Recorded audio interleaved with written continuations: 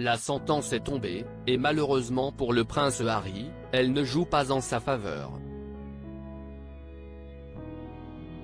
À l'âge de 39 ans, le duc de Sussex poursuivait l'Associated Newspaper Limited, ANL, pour un article paru en février 2022 dans le Mail on Sunday concernant son action en justice contre le ministère de l'Intérieur.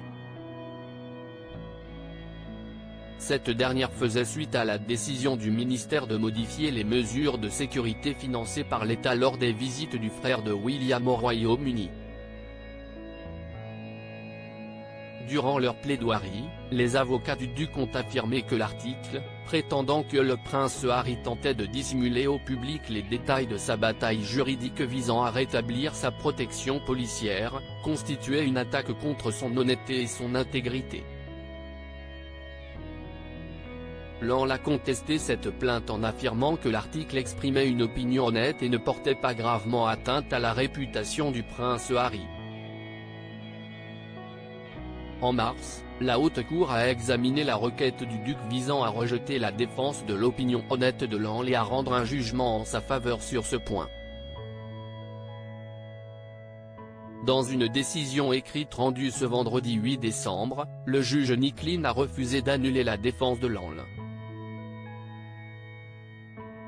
Cette décision intervient un jour après la clôture de l'audience de la plainte de Harry devant la Haute Cour.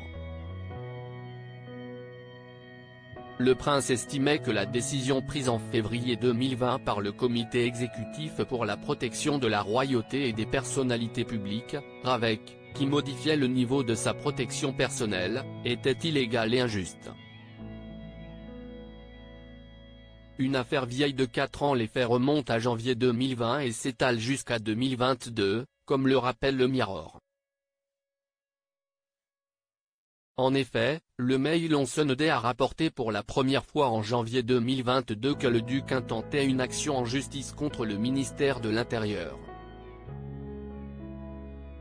Un communiqué de presse publié au nom du duc, à l'époque, indiquait que lui et sa famille étaient dans l'incapacité de retourner chez lui en raison du manque de protection policière, ajoutant qu'il était disposé à payer personnellement la protection de la police britannique pour lui-même et sa famille en janvier 2020 à Sandringham.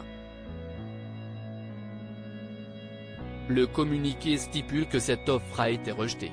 Dans un document du ministère de l'Intérieur préparé en vue d'une audience préliminaire en février 2022, le ministère a déclaré que son offre de financement privé n'avait pas été présentée à RAVEC.